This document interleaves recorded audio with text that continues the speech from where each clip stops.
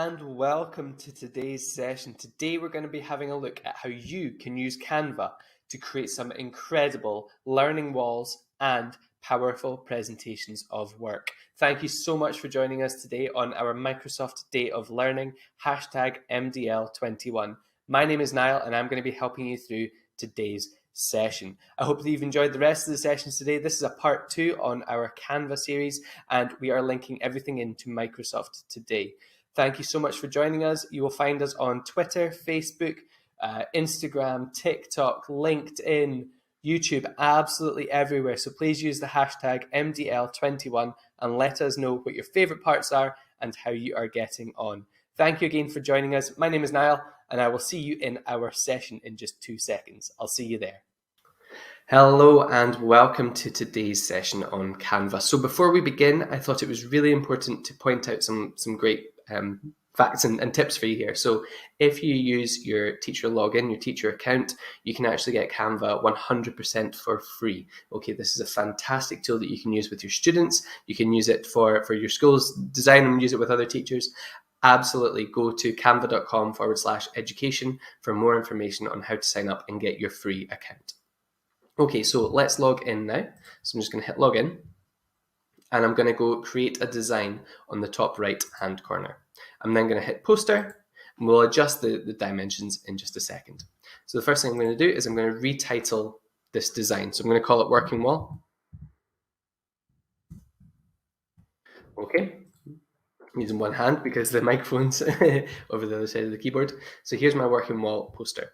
The next thing I'm going to do is I'm going to hit resize, and I'm going to resize this document. So I'm going to make it 29.7 by 42 centimeters. Okay, and I'm going to hit resize. So now this is the dimensions of a A3 piece of paper. I know that my printers at my old school were able to print an A3, so this is now A3 printer size. The next thing we're going to do is we're going to put on a background. So on the left hand side we've got background, excuse me, and we're going to type in the most appropriate search for our topic that we're wanting to use our working wall for. So we can type in C, and you can choose one of these images here. So I'm going to choose this one here. So I'm just going to click on it and add it in. It looks good, but it's not the one that I'm wanting. So what I'm going to do is I'm going to click on it. I'm going to hit the delete button as well. Then I'm going to change my search term. Let's try ocean. Much better. Okay, I think I would like, let's have a wee look. Quite like this, where is it? This one here. So I'm going to click on this image. Yes, I quite like this for my border background. So now that we've got our background, we've resized it, we've saved the title as well. All changes are saved automatically as well, which is fantastic in Canva. Now we're going to add in the space that you're going to write. So I'm going to go to elements, and I'm going to go to lines and shapes. Okay, and from there I'm going to choose, I quite like this rounded square here. So that puts the square into the middle. I'm going to click on the colors option on the top left, and I'm going to make that white. Okay, if you've not got the colors there, they're in the default colors, or you can also click on add a new color to get a new color there. Next, so this bit is important. When I move this square around, I get different margins that are going to appear. So if I put it bang in the middle, I get a pink and purple lines and like kind of crosshair in the middle, and that tells me that my image is directly in the middle. As I move it up, I can keep it on that center line, and that's going to keep my image bang straight down the middle of the page, or I can move across left and right as well. There we go. And it's going to keep that square bang in the center line as well. But what I'm going to do is I'm going to take it up to the top left, and you'll see that a pink box, a pink rectangle appears on the document. So what this is this is the way, kind of in design principles, this is going to be the space that you're able to work with, and the pink line above that and outside of that is going to be where your border is going to be. So we tend to here at Tablet Academy not go outside that pink border.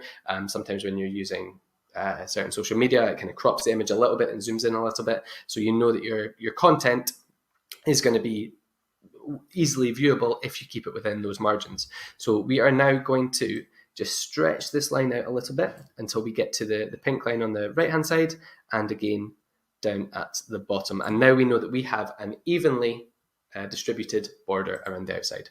So I could just print this as my border, but I want to create a long display for my students to work on, to write on, and to get their thoughts out on, and to update their learning on our working wall. So what I'm going to do is I'm going to pretend that this first image is my starting image. So that's the far left hand side of my my printing. I'm then going to click on this drag line, this drag handle on the right hand side, and I'm going to drag that off the page just a little bit. So now you'll notice that my border goes around the top side, the left side, or that looks different on the camera, it's flipped, and the bottom side as well. What I'm next going to do is I'm going to hit duplicate page. So I'm going to duplicate this page, and down below I'm going to get the exact same, but what I'm going to do is I'm going to take this grab handle and I'm going to pull that off to the left as well. So now if you imagine, this is the far left hand side of the working wall. And then we've got the center of the working wall. So I'm going to piece these all together and print them out and stick them all together. We're going to duplicate again. So we've got our third piece of paper. So there's our second central piece. And lastly, we're going to have our right hand side. Okay, so what I'm going to do is I'm going to take the grab handle and I'm going to pull that in to the pink line that appears. So you'll see, boop. So there's the pink line that has appeared. So here is the background for our working wall. We've got the outside, that's all going to line up. It's all going to be beautiful. The border might be a little bit off, but that's absolutely fine. We don't mind that. It's a working wall. So your students can maybe add to that. Maybe they could draw a couple of ships. Maybe they could draw a couple of octopus, or maybe they've got some fish that they could put on to their working wall there. So the last thing we want to do is we want to create a title for our students as well, so they know where they're starting from, and what the topic is. So down here, I'm just going to pull myself over to the right hand side. Down on the left, when I go to text, we can actually add in. So we can add in a heading if we want, and we can adjust the fonts ourselves, or I can come down here to the font combinations, and we've got some incredible fonts and kind of display fonts for you to put onto your work. Okay, so let's have a wee look. What font are we going for? I quite like this one, feeling cute. So we're going to go with this one. So what I'm going to do is I'm going to drag that up. I'm going to line it up with my guidelines again. Perfect. And I'm going to double click and hit delete to edit. And I'm going to type under the Control A for all, and then I'm going to hold down that minus button just to make the text smaller and all on the same line. Once it gets to the same line, I'll just adjust it so it's the largest it can possibly be. There we go. And the same for this word here, C. Again, I can just highlight that one and make it smaller, and we'll just adjust it to our eyesight. I quite like that one. Quite like it there. Quite like the under the is a little bit smaller. So if I don't like the C part, I can just hit delete and get rid of that, but I quite like it there. So this is our title. This is where we're going to start. So our students know this is where you're going to start. You can then put something that just says something to indicate the start of the learning that's going to go on. So you could put some arrows in there. So all you do is elements and go to arrows. And now we've got an arrow in here that we can kind of adjust to how we want. And we can change that arrow type as well by clicking up at the top. So if I click off, there's our arrow. We can also increase the weight of the line as well by adjusting the slider. So I could, and adjust it there, have my first arrow going down there. So there's our title going down to our first piece of learning. And you could put in a ton of arrows, or you could just add them in as you go. So there is our working wall. What we're going to do now, well, next we can either share it with anyone that we're needing to. So I can put it onto my team if I'm needing to, or you could get your students to share them with you. They could create these creations themselves, email them to you, or tag you in them. And then you can print them off for them and stick them up on the walls. You can click on share a link to edit, copy link, and then from there, all you're going to do is you're going to hit download, and you're going to download them as a high quality PDF print. Okay, all 4 pages, and you're just going to hit download, And then once they have downloaded, it's going to appear down in the bottom right corner. You'll see it's just hidden down there. It was too slow. So there is our downloads. Now when I open that up, I can print our working wall off, and everything is in there that we're going to need. Okay, so I did say that we would link these into our Microsoft products. So what we're going to do is we're actually going to open up one of my favorites. We're going to open up OneNote again. So I'm going to hit download, and I'm going to go to PNG because it's the high quality image. And I'm going to download as a PNG, all 4 pages, and I'm going to hit download. So we're going to do it in PowerPoint. Okay, so I'm going to download those images and show you what it looks like in PowerPoint instead. I feel this is a better choice. So now that I have loaded up Microsoft PowerPoint, I'm going to go to the downloaded files, and I'm going to go to my downloads, and I'm going to go to Working Wall. I'm going to right click, and I'm going to hit extract. We're going to extract all of those files. I've already done this, so I'm going to hit replace in this case, but it won't ask you to do that. And now you'll see that there's a folder called the title of your the title of your working wall. Then what I can do is actually highlight all of those and drag them into PowerPoint.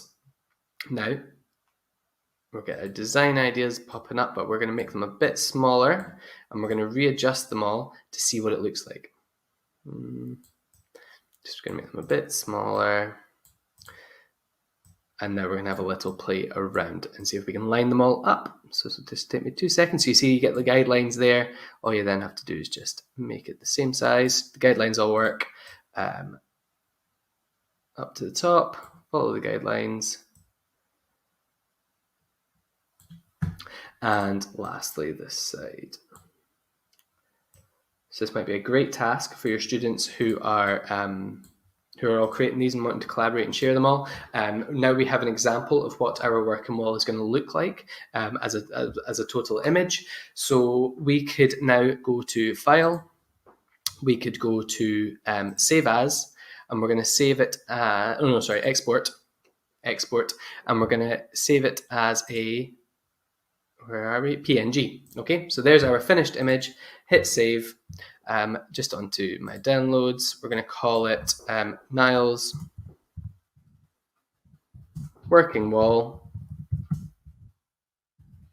Okay.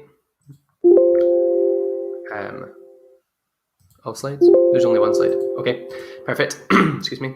So now when I go to somewhere to share them, whether that is Microsoft Teams, whether that is OneNote, someplace where everyone can access the work and collaborate, you could get everyone to share their image of their working wall, post them onto somewhere like Teams or OneNote, get everyone to vote on their favorite one, and then you as a teacher could print off the winning one. So you're covering a lot of things in there. If you were wanting to be really clever about it, you could have a class vote as well and get them to vote using Microsoft Forms as well. So you could upload the images of the working wall titles that you've created in Canva, upload that to Microsoft Forms as the images, get people to vote on their favorite one that they pick, and then you can print off their favorite one and stick that up on the wall.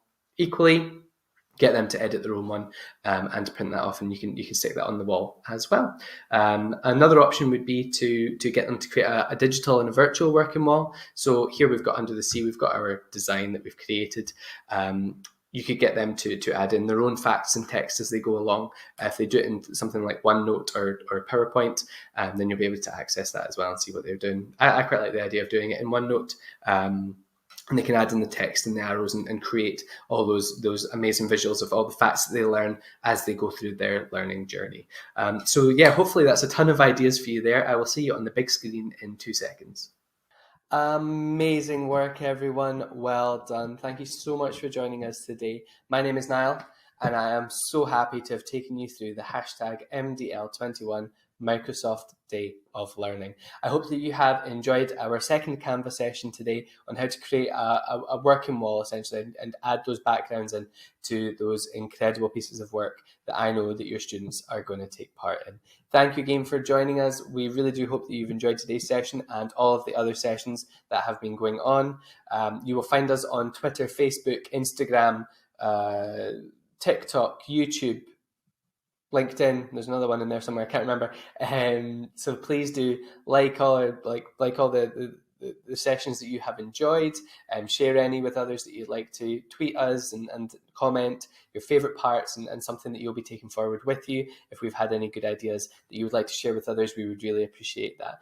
If you use the hashtag MDL21, we'll be able to find you and we'll be able to help you out if you've got any questions as well. So thank you again for joining us. I've had a great time. I hope that you have too. My name is Niall, and I'll hopefully see you on our next session. I'll see you there. Have a good rest of your day. Bye.